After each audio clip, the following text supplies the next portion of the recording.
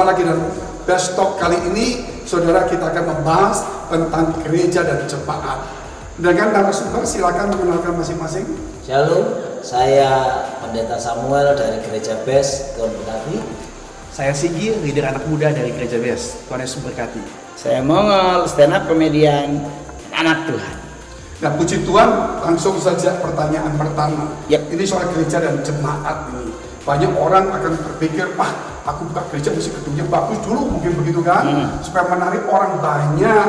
Nah, ataukah memang di gereja itu memperbesar iman pengajaran? Itu mana yang lebih utama?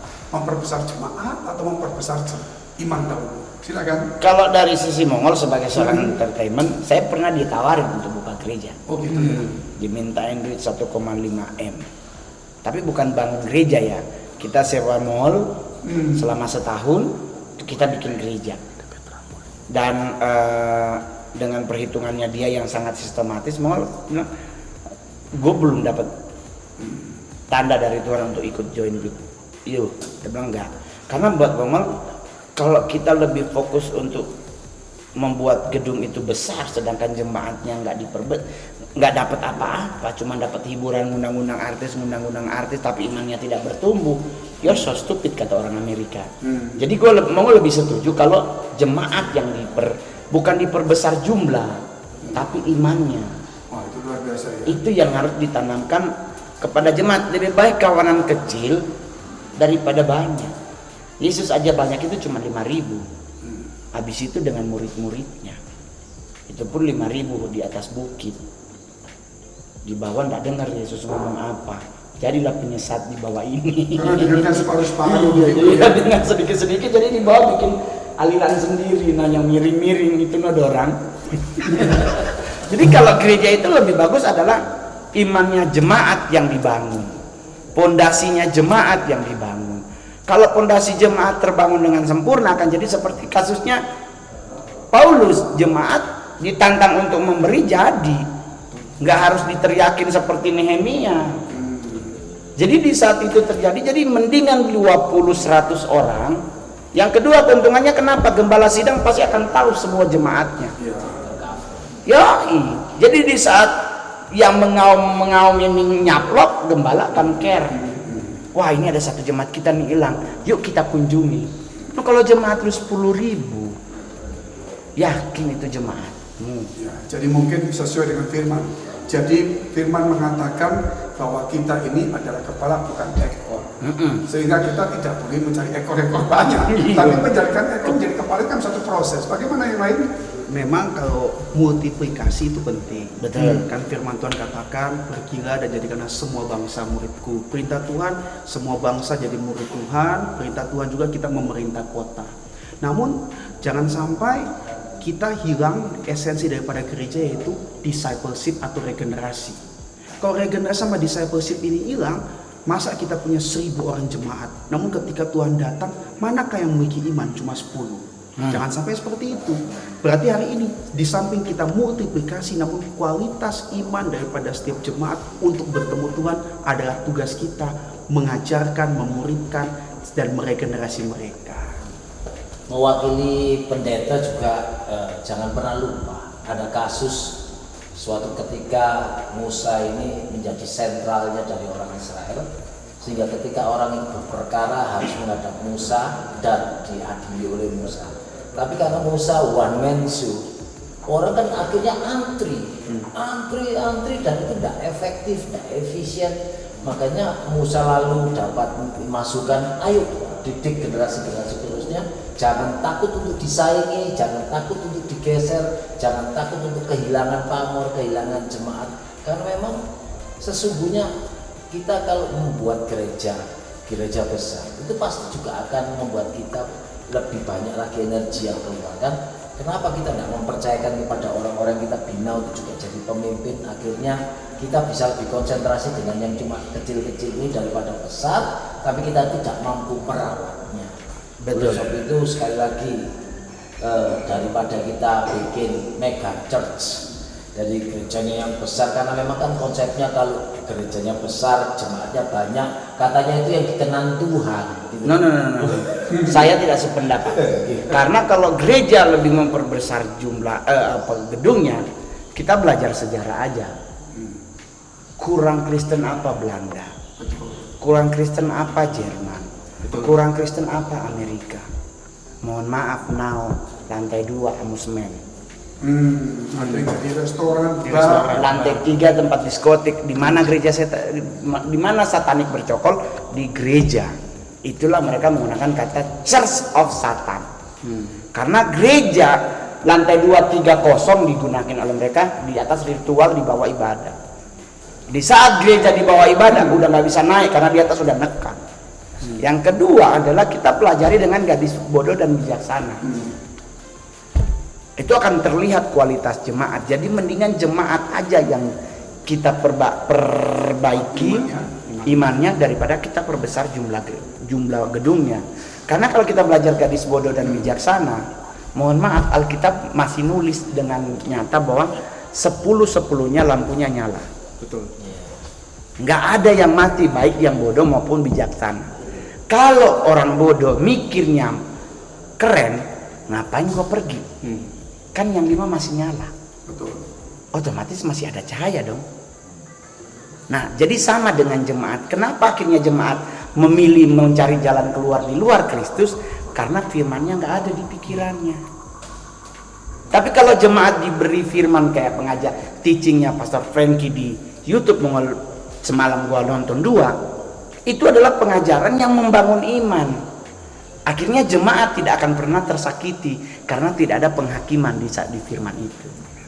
Nah, ini yang saat ini dibutuhkan oleh anak-anak Tuhan, khususnya anak muda, nyari sosok pendeta yang tidak menghakimi mereka. Karena belum masuk gereja aja udah dihakimi, mereka akan mundur dari gereja mencari hal-hal lain yang bisa menerima diri mereka.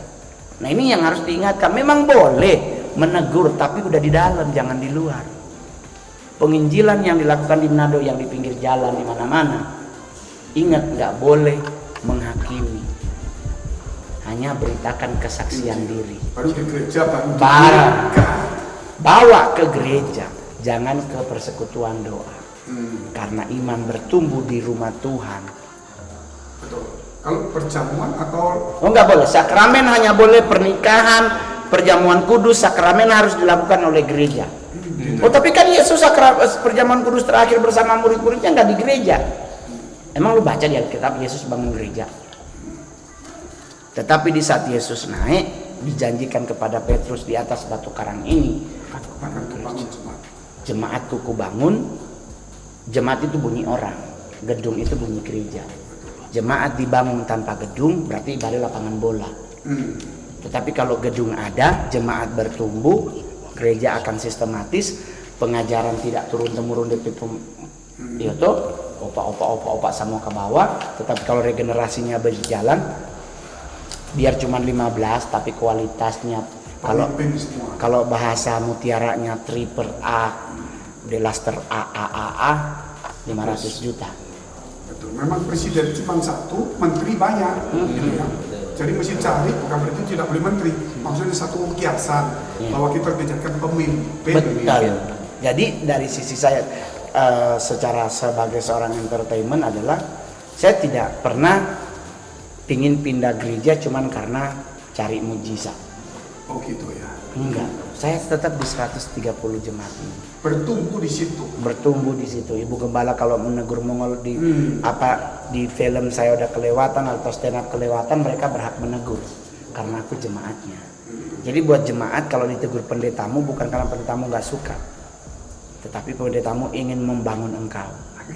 Itu harus ditanamkan. Kalau Mongol kalau ikut Mongol pe otak, siapa nih Pak Frankie, kita lebih top Tetapi di saat beliau memberi teguran, berarti itu adalah didikan buat Mongol. Cambuk itu akan membuat kita maju, nggak pernah cambuk buat mundur. Karena kalau kecambuk ujung kita pasti maju. Kalau kecambuk belakang lebih sakit daripada ujung. Jadi orang kalau dicambuk itu, kalau dia mundur, dia pasti lebih sakit. Choice-nya dia harus maju. Nah, jadi di saat kita dicambuk oleh Tuhan, move, maju ke depan. Ada perkara besar yang Tuhan izinkan terjadi. Lah buktinya saya, Peter. Saya nggak pernah bercita-cita bro jadi artis. Mongol sama beliau lebih cakep. Wah, ini Mongol dengan kameramen nih mereka lebih cakep. Tetapi kalau Tuhan Yesus yang buat, dan hatinya mungkin hatinya. itu proses juga. karena prinsip tuh, kalau Tuhan yang buka, tidak ada satu yang bisa Yang bisa tutup. tutup. Tapi kalau Tuhan yang tutup, biar dengan nama doa puasa 15 kali dalam satu hari, Tuhan akan pernah. Itu mengubah prinsip. Jadi sampai sekarang mempertahankan imanku kepada Kristus dengan kupercayai bahwa Dia adalah Tuhan, Juru Selamat dan Raja, itu nggak bisa dibantah. Bahkan Mongol boleh jujur ngomong sama beliau, sama orang-orang rumah, bahkan boleh tanya orang rumah, jika seandainya aku pindah keyakinan, kalaupun bunuh diri itu dianggap tidak baik, aku akan bunuh diri.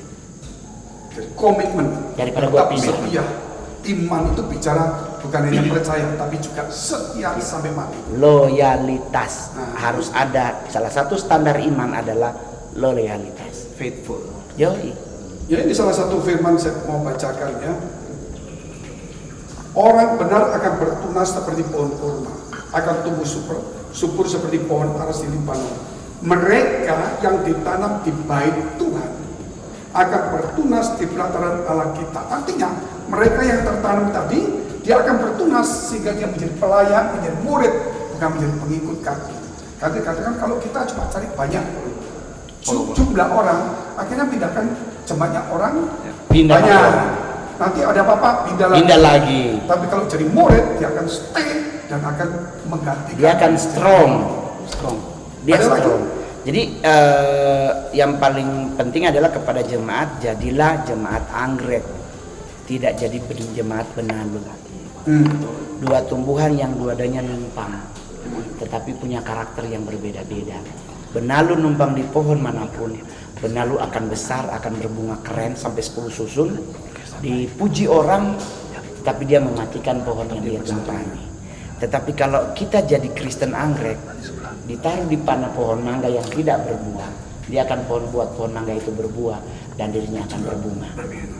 So, kalau kita jadi jemaat di mana kita beribadah, jadikanlah gereja itu diberkati, bukan hanya dirimu yang diberkati. Itu prinsip Mongol. Until saat ini nggak jadi gereja belalang pelompat, gereja Kristen kasana kamari. Di sana lalu hong anak kasana, di sana ada yang semua nikah anak pindah di sana. Giliran mati balik di gereja sini. Nah, ini pertanyaan yang kedua ini, Siap. yang bagus ini. Kebanyakan orang di gereja itu sebenarnya lebih baik mencari manusia atau mencari Tuhan. Kalau dari sisi hamba-hambanya bagaimana? Nah, banyak Hamba-hambanya orang di gereja kan, akhirnya aku di gereja mencari teman deh, mencari partner bisnis, akhirnya mencari korban yang bisa ditipu. wow, lagu dong.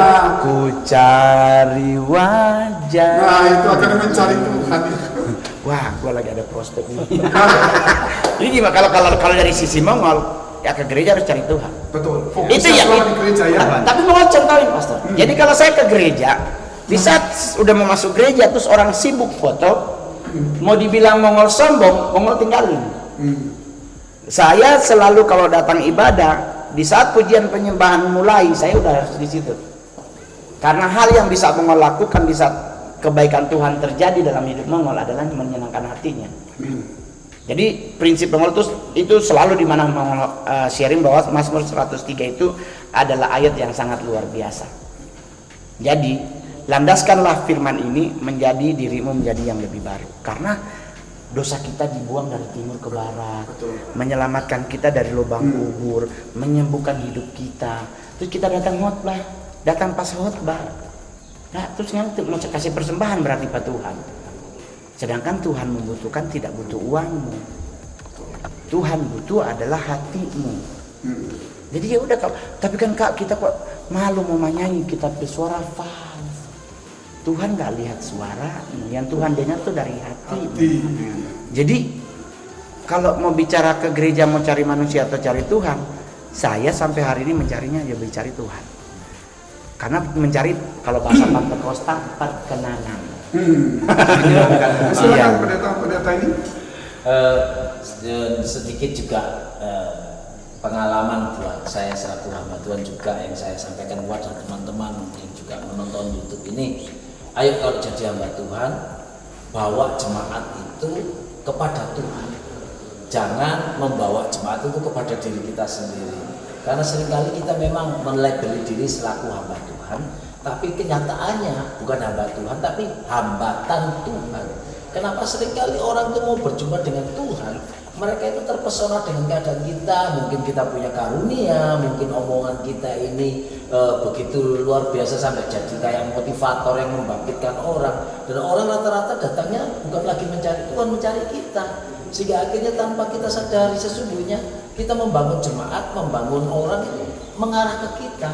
Tapi sudahkah kita sadari bahwa kita ini hamba? Betul. Jadi harus kita bawa kepada Tuhan. Jangan sampai malah mencuri kemuliaan Tuhan sehingga akhirnya wah gereja ini kalau bukan saya yang bangun tidak akan besar. Gereja ini kalau bukan saya yang khotbah, hadirat Tuhan tidak akan turun. Gereja ini kalau saya tidak tumpang tangan kepada orang yang hadir, tidak akan terjadi kesembuhan. Itu salah satu tanda bahwa kita ini sudah menjadi hambatan Tuhan. Karena orang tadinya akan kita latih untuk mengenal Tuhan secara pribadi, urusannya pribadi. Akhirnya kita jadi calonnya. Mau tidak mau harus lewat kita, dan itu yang sangat berbahaya. Makanya memang nantinya jangan kaget kalau di neraka ternyata banyak juga pendeta dan hamba Tuhan yang ada di neraka. Karena kita tadinya harus membawa orang kepada Tuhan, tapi kita mencuri, membawa kita dari diri kita sendiri. Dan itu buat teman-teman pendeta, ayo sekarang. Gimana pastor muda ini satu ini? Kalau saya melihat dari dua sisi ya. Sisi yang pertama tentunya harus mencari Tuhan. Namun wakil-wakil gembala, pemimpin dalam gereja, hamba Tuhan itu harus menjadi wakilnya Tuhan dan harus menjadi figur supaya orang-orang itu bisa melihat di sini ada hadirat Tuhan melalui perbuatan mereka.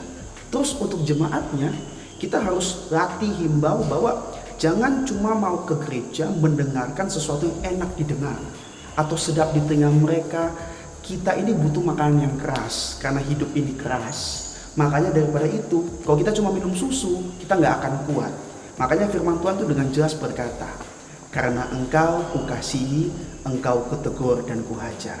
Berarti hari ini anak-anak muda, teman-teman semua jemaat, kalau kita masuk gereja, kita dimuridkan, dididik dengan keras, ditegur, tidak boleh A, tidak boleh B, tidak boleh C. Ingat, Tuhan itu mengasihi kita, makanya dia menegur dan menghajar kita. Saya tertarik sekali dengan kata-kata bahwa dunia ini sudah keras, perjuangan semakin sulit dan berat.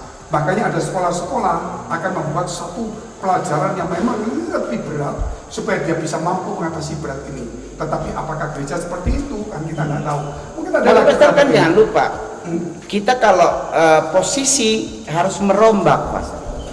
Kita jangan cuma menjadi anak, hamba, jangan cuma main di sini, sahabat. Jangan naikin level ke atas dong, jadi prajurit. Karena kalau jadi prajurit kita udah nggak minum susu. Betul. Kalau hamba, anak, hamba, sahabat masih minum susu, masih sisi nyaman. Tapi kalau kita sudah masuk prajurit Kristus, berarti kita harus dewasa iman. Karena setelah level terakhir itu mempelai Kristus. Amin. Karena mempelai nggak mungkin dia nyari childish. Betul. Jadi Dewasa. cari yang dewasa. Nah dewasa standarnya di mana? Di prajurit. Standar sahabat masih kok kata mantora, masih boleh baku tongka. Masih bisa gerak dikit lah, kita masih bisa bantu bro, aman lah itu. Berarti kita masih mengharap. Tapi kalau sisi prajurit, mohon maaf, prajurit itu ditempa makanannya nggak enak banget. Betul. Tetapi ditanya oleh komandannya enak, siap enak. Padahal boleh jujur, Tuhan masih sadap ikan sarden ada di perica. Oh gitu ya. Ada cat. Jadi naikin standar hidupmu menjadi anak Tuhan. Hanya jangan cuma muter-muter di anak, hamba, sahabat, sahabat, anak, hamba. Move from there ke prajurit. You're soldier of God, soldier of Christ. Karena nanti lu mau jadi mempelai, bride-nya. Karena Yesus datang mencari mempelai, nggak nyari sahabat. Kurang lebih ada nggak yang mempelai dewasa tapi minumnya minta susu terus ini? Nah itu kalau orang Belanda bilang ombeskov. Pasti nggak mau tuh lagi. Nggak mungkin. Cantik besar. Tuhan udah susuan. Pas akhirnya kemudian cuma minum susu terus ya. Nah, Pedok gitu. jadi pastor, di saat kita menaikin level ini kita selalu harus membuat jemaat merasa nyaman. Tetapi kalau level prajurit harus buat jemaat tidak nyaman. Di saat jemaat tidak nyaman dia keluar, itulah kebodohannya. Itulah yang dibilang gadis bodoh. Padahal dia nggak usah keluar, masih ada nyala 5 dan punya dia pun masih nyala, cuman minyaknya habis. Jadi biarkanlah saya setuju Bes dengan jumlah jemaat 500 orang, terus sekarang tinggal 150. Tapi itu lalu udah terbaik tuh. Di saat angin goncangan, mohon maaf Pastor, 2025 penyesatan akan lebih kuat. Lebih sakit kalau jatuh dia. Tapi kalau kita udah prajurit, di saat dia ditembak sekalipun, dia masih narik kaki sambil lari. Tetapi kalau orang yang masih sahabat anak begini, maere pindah agama. Kalau enggak dia jual DP Kristus, kalau nyanda dia kaki-kaki so bikin pelayanan sendiri, terus merasa so lebih tinggi dari itu orang. Jadi itu yang mau lakukan sampai hari ini. Aku levelnya di sini. Aku sekarang jadi prajurit. Setiap seorang prajurit selalu, karakter prajurit adalah waspada.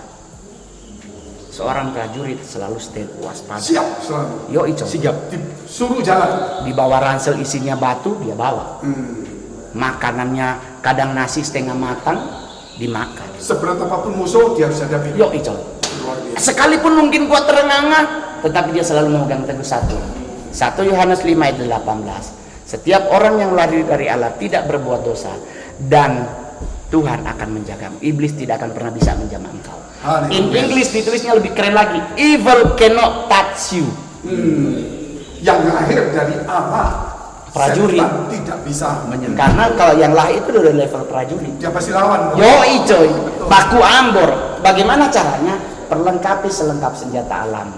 Rajin baca Alkitab, karena dari selengkap senjata alam hanya satu yang pasif, hanya satu yang aktif, yang lain pasif. Menerima shield, menerima ketopong, menerima. Tapi ada satu yang namanya pedang roh, dia yang aktif. Betul. Pedang roh dari mana? Firman. Firman. Nggak nanya baca Alkitab, nganapi pedang roh sama dengan pisau pramuka. Tapi kalau engkau setiap pagi baca firman, pedang roh akan jadi panjang, akan jadi Panjang, tajam. Di saat setan mau datang, dia sulit nganapi pedang. Oh Tuhan, mati kita balik juga. Iya betul dia. Jadi rajin baca firman. Setiap hari jangan dulu baca Kompas, jangan dulu nonton berita, jangan dulu nonton ini. 1 ayat tuh 1 hari. Haleluya. Amin. Kalau tiga pasal 1 hari, 1,6 bulan bisa selesai. 1,6 bulan 1 tahun 6 bulan 8 hari bisa selesai. Kalau konsisten 3 sampai 4 pasal. Tapi kalau 1 pasal 1 hari itu bisa 2 tahun. Baca kan pas orang mau bobok cuman yang berat kan Kejadian, Keluaran, Muhammad, Bilangan, Ulangan karena kan banyak. Tapi kan kalau kita baca, saya baca firman sampai 18 kali selesai, remanya keren tiap hari. Betul. Amin.